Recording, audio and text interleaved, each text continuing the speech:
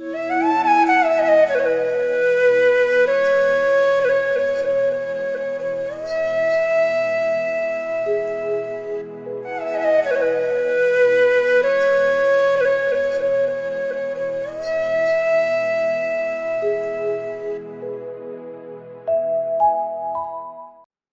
मेरे मित्र हैं, उन्होंने मुझसे पूछा कि तिब्बत में कोई ऐसा है धर्म जो बहुत ज्यादा ध्यान साधना करने वाले लोग हों, किसी धर्म के ऐसे लोग हों, मुझे परिचित करवाएं उन लोगों से, मैं भी ध्यान साधना करना चाहता हूं।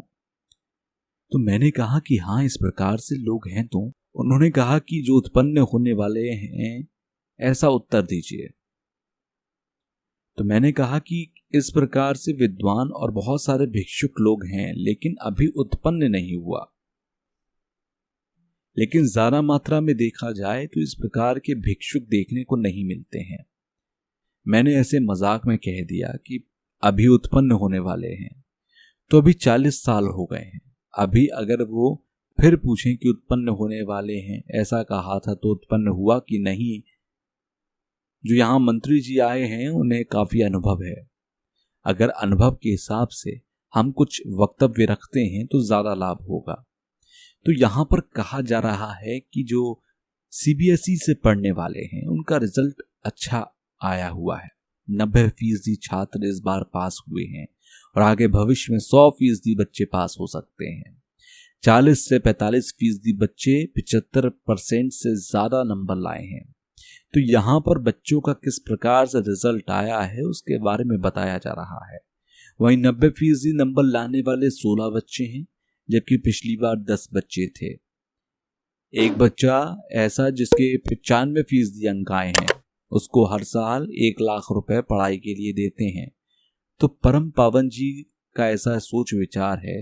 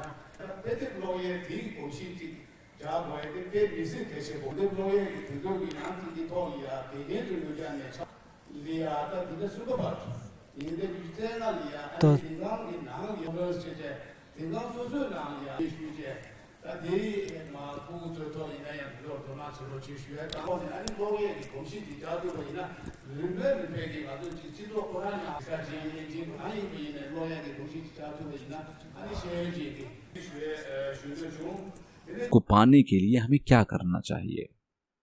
हम लोग अगर 2 क्षेत्रों में काम करें तो खासकर प्राइमरी विद्यालय जो हैं उसमें 5वीं क्लास तक रखा जाता है। तो ये चीजें बहुत महत्वपूर्ण होती हैं, इसमें मेहनत करनी चाहिए। दूसरा, जो शिक्षक लोग हैं उनको भी प्रोफेशनल बनने की आवश्यकता है। तो हम लोग मेहनत कर रहे हैं। उसके बाद 5वीं से ऊपर जो कक्षाएं हैं उसमें तिब्बती भाषा में अध्ययन कराना, खासकर तिब्बती भाषा में मेहनत कर सकें, इसके लिए तिब्बती किताबें तो हैं, लेकिन फिर भी लाइब्रेरी की कमी है। इसको विकसित करने की आवश्यकता है। तो इसमें परेशानी तब होती है जब बच्चे बड़े हो जाते हैं, तो उनके अंदर किताबें पढ़ने की आदत कम हो जाती है। फिर ऐसी बातें सामने आती हैं कि उन्हें किताबें पढ़ते समय नींद आती है, तो फिर लोग ग्रंथ आदि को कम पढ़ते हैं। तो ऐसे में शिक्षक लोगों को मदद करनी चाहिए। ऐसे में मैं अनुरोध करता हूं कि जो कार्यशालाएं चल रही हैं, तो बच्चों लोगों के लिए जो किताबें तिब्बती लोगों के लिए उपलब्ध हैं, खासकर जितनी भी लाइब्रेरी हैं बच्चों की जो कहानी की किताबें हैं उसमें बच्चों को ज़्यादा से ज़्यादा किताबें पढ़नी चाहिए। तो हम लोग ऐसी उम्मीद करते हैं कि और ज़्यादा तिब्बती किताबें निकलें और उनका प्रकाशन हो सके। साथ ही हम ये भी प्रयास करना चाहिए हमें कि बच्चे क्लास में रहकर उन किताबों को पढ़ें। तो मैं बच्चों से कहना चाहता हूं कि उसमें थोड़ा ध्यान दें, और शिक्षक लोगों से भी मैं कहता हूं कि बच्चों से जितना प्रयास हो सके उनको पढ़ने की कोशिश करनी चाहिए। फिर धीरे धीरे हम लोग समाज में उन्हें पढ़ाने की आदत बनाते हैं। तो जैसा परम पावन जी चाहते हैं उसी प्रकार से संभावना हो सकती है। अगर शिक्षक लोगों की बात करें तो उनका बहुत सारा प्रशिक्षण अभी चल रहा है। हमें तिब्बती संस्कृति के बारे में बच्चों को बताना चाहिए। हालांकि बच्चों को सभी बातें बताई जा रही हैं, लेकिन उसके अतिरिक्त और ज़्यादा प्रयास करना चाहिए। जितना हो सके बच्चों को मौका देना चाहिए। तीसरी बात कि जो तिब्बती भाषा है वो काफ़ी महत्वपूर्ण है। हाँ कि तिब्बती लोगों का जीवन काफ़ी कठिन है, खासकर जो भारत में रहने वाले जो लोग हैं। अगर उनकी भाषा अच्छी बन जाती है तो अच्छी बात है। उसमें 2 प्रकार की चीज़ों की आवश्यकता होती है।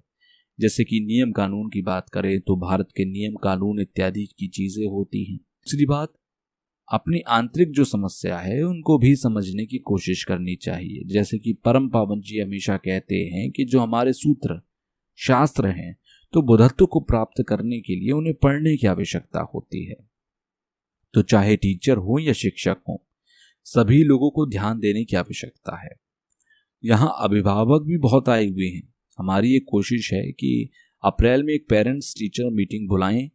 इसी तरह माता पिता को भी चाहिए कि वो किस तरह से अपने बच्चों को पढ़ाई के लिए प्रेरित करें, किस प्रकार से उनकी मदद करें। जिस प्रकार से शिक्षक लोग बच्चों की मदद करते हैं, उसी प्रकार से अगर माँ बाप भी बच्चों की मदद करते हैं तो बच्चों की शिक्षा ज़्यादा अच्छी हो सकती है। 1959 से लेकर अभी तक जहां तक शिक्षा की बात की जाए तो शिक्षा के क्षेत्र में जैसे तिब्बती विद्यालय आदि में, तो उसी प्रकार से जो स्कूलों की स्थिति है उसे समझने की कोशिश करनी चाहिए। अगर देखा जाए तो परम पावन जी 80 वर्ष के हो गए हैं और आज मुझे उनके समक्ष बोलने का मौका मिला है। उसके लिए मैं अपने आप को सौभाग्यशाली मानता हूँ और हित के लिए परम पावन जी की दीर्घायु बनी रहे। यहाँ जो छात्र या शिक्षक लोग हैं वो इस बात को माने, जो मनुष्य पीढ़ी है उन्हें अपनों का हित करना चाहिए। आप लोगों को ऐसी प्रेरणा बनानी चाहिए, अपने जो लोग हैं समुदाय हैं उनकी मदद करें। तो पहले बौद्ध धर्म की बात मैं करता हूँ। आज हम लोग जो यहाँ इकट्ठा हुए तो इसका अर्थ क्या है, खासकर बौद्ध धर्म के जो परिचय के लिए हम लोग यहाँ एकत्रित हुए हैं, उसका उद्देश्य यही है कि किस प्रकार से हमें सुख मिल सके। ऐसा मुझे लगता है कि इस दुनिया में जो मनुष्य जाति है उसकी आवश्यकता क्या है। तो मैं इसके बारे में सोचता हूँ कि मनुष्य के जीवन का मुख्य उद्देश्य क्या है। वो हमारे शांति के लिए एक तरह से जड़ के रूप में है। चाहे जानवर भी हो, उनको भी अगर दुख इत्यादि होता है तो उनमें भी बुढ़ापा बीमारी आदि होती है।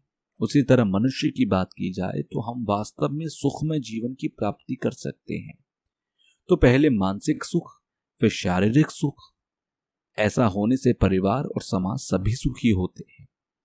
अगर सुख होगा तो हमारा शरीर भी अच्छा होगा। इसलिए जो हमारी शांति है इससे मनुष्य जीवन का बहुत बड़ा संबंध होता है। अगर हम दुखी जीवन में रहे तो हमारा शरीर भी घट जाता है और हमारा जीवन भी कम हो जाता है। हमारे जीवन में उम्मीद बहुत बड़ी बात है। हमारे जीवन में उम्मीद होनी चाहिए। अगर उम्मीद होगी तो हम उसका विरोध कर सकते हैं। अगर उम्मीद नहीं है तो हम कोई भी काम नहीं कर सकते। अगर उम्मीद खत्म हो जाए तो हमारा जीवन अच्छा नहीं हो सकता। उदाहरण के तौर पर देखें तो भारत में आत्महत्या करने वालों की संख्या बहुत ज़्यादा है और जापान की बात की जाए तो सुविधा बहुत सारी है, फिर भी आत्महत्या करने वालों की संख्या बहुत बढ़ती जा रही है। इसलिए कहा जाता है कि हमारा जो जीवन है वो उम्मीदों पर टिका होता है।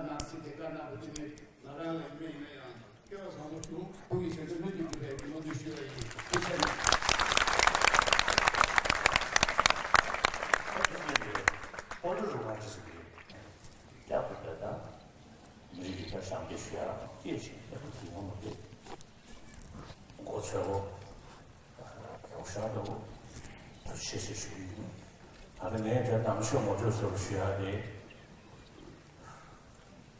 你看那个就是学有，就学的，刚才你第几个呢？我第几个表示说。इसलिए जब उम्मीद की जाती है तो अच्छी जगह से की जाती है, ना कि कोई बुरी जगह से। जीवन चलाने के लिए उम्मीद की जाती है। मुझे ऐसा लगता है कि मनुष्य जीवन जो मिला वो सुख की प्राप्ति के लिए मिला है। ऐसा मैं मानता हूँ, ऐसा मैं जानता हूँ, चाहे धर्म को माने या नहीं, चाहे धार्मिक हो या अधार्मिक हो, हर कोई सुख की कामना करना चाहता है। जहां तक अगर सुख की बात की जाए तो हमारी जो इंद्रियां, जैसे आंख से किसी चीज को देखना, नाक से कुछ सूंघना, कान से सुनना, जीभ से स्वाद लेना, और जो हमारा शरीर है उससे स्पर्श करना, तो इसके बाद संभोग इत्यादि चीजें, जो हमारी इंद्रियों से लगी जो चीजें हैं, खासकर हमारे चित्त के द्वारा सुख की प्राप्ति होती है।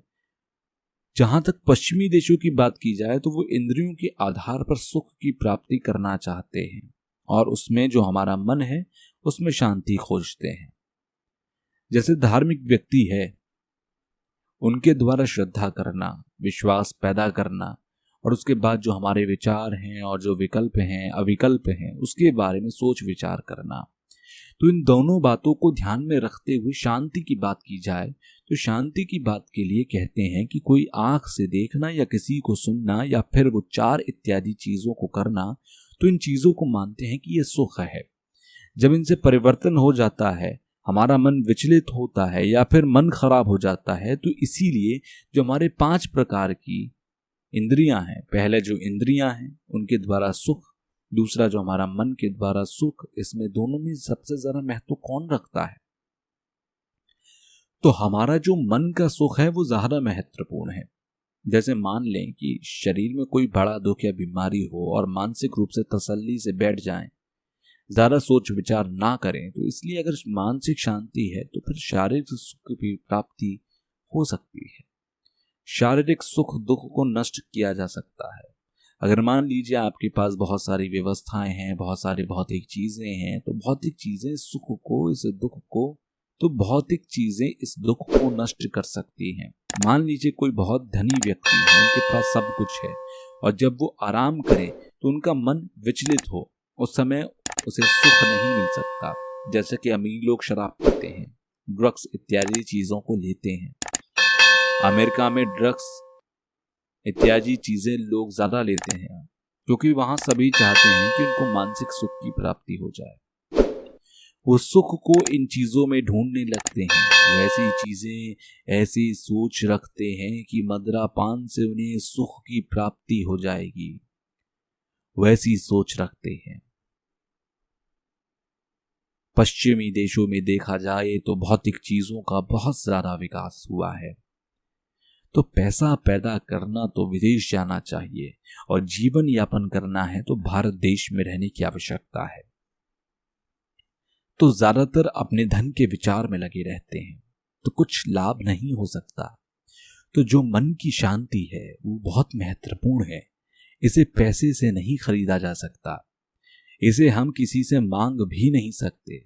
जो मन की शांति है उसको नष्ट करने वाले जो लोग हैं, जो क्रोध है, प्रतिस्पर्धा है, घृणा है, हमारे चित्त में अब ये आ जाती है, तब दुख पैदा होता है। तो इन चीजों को नष्ट करने के लिए इनके विरोध को उत्पन्न करना चाहिए। आजकल की दुनिया में भौतिक विकास बहुत हुआ, लेकिन हमारा जो मानसिक दुख है वो बढ़ता जा रहा है। जैसे जैसे भौतिक विकास हुआ उतनी हमारी आसक्ति बढ़ी, और उसी के साथ हमारी मानसिक शांति भंग हुई। फिर दूसरों को पागल बनाना, भ्रष्टाचार करना शुरू हो जाता है। तो हमें ये जानना चाहिए कि हमारे जो मानसिक सुख हैं और जो इंद्रिय सुख हैं उसमें अंतर करना है। इसके लिए मनोविज्ञान बहुत महत्वपूर्ण होता है। उदाहरण के तौर पर अमेरिका में 10 साल पहले की बात है, जो ध्यान या प्रेम के अभ्यास की बात है, इसमें पूर्व जन्म की बात नहीं है, कर्ता या ईश्वर की कोई बात नहीं है। तो प्रमुख रूप से जो प्रेम है उसको महत्वपूर्ण मानते हुए दूसरे लोगों का पठन पाठन करना, दूसरों को सिखाना या दूसरों से सीखना, इस तरह का कार्य करते हुए 10 वर्ष हुए तो उन्होंने इसे 3 भागों में बांटा। तो प्रेम के ऊपर 1 घंटे या आधे घंटे ध्यान देना, इस तरह उन्होंने लगभग 3 सप्ताह तक किया और तीसरे सप्ताह के बाद उन्होंने शरीर को देखा। तो पहली इस प्रक्रिया में शामिल होने से पूर्व उनका जो ब्लड प्रेशर था उसको देखा गया था और उनके मन में जो डर था वो कितना था। तो इस प्रकार से उन्होंने प्रशिक्षण किया और उसके बाद फिर 3 सप्ताह के दौरान उन्होंने अभ्यास किया। फिर जब वो अभ्यास कर रहे थे तब भी उन्होंने परीक्षण किया कि ब्लड प्रेशर किस प्रकार से है। फिर उन्होंने देखा कि जो मन के विकार थे, डर था, वो काफी कम हो गया और धीरे धीरे मन काफी प्रसन्न हुआ। तो उनके दूसरों के साथ जो संबंध थे वो भी अच्छे बनते चले आ रहे हैं। इस प्रकार की जो बातें हैं वो वैज्ञानिक लोग कहते हैं।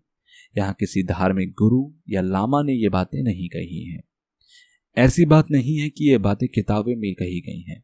ऐसी बात ना होकर इसे वास्तव में परीक्षण के द्वारा सिद्ध किया गया। जैसे वैज्ञानिक लोग कहते हैं कि मन में डर पैदा होना तो हमारे शरीर की जो शारीरिक क्षमता है वो धीरे धीरे कम हो जाती है, नष्ट हो जाती है। अगर हमारा मन शांत होगा तो हमारा इम्यून सिस्टम नष्ट नहीं होगा। आजकल की दुनिया में जिन वैज्ञानिकों ने बहुत सिद्धि प्राप्त कर रखी है वो स्मृति के बारे में, सावधानी से के बारे में, ध्यान करने के बारे में जो लोग हैं उनकी जो मानसिक स्थिति है थोड़ी हटकर होती है। तो मन में जो तत्व होता है उसमें परिवर्तन देखने को मिलता है। जो मस्तिष्क में परिवर्तन होता है ऐसा वैज्ञानिक कहते हैं, हमारे मन की सोच विचार से इसका संबंध है।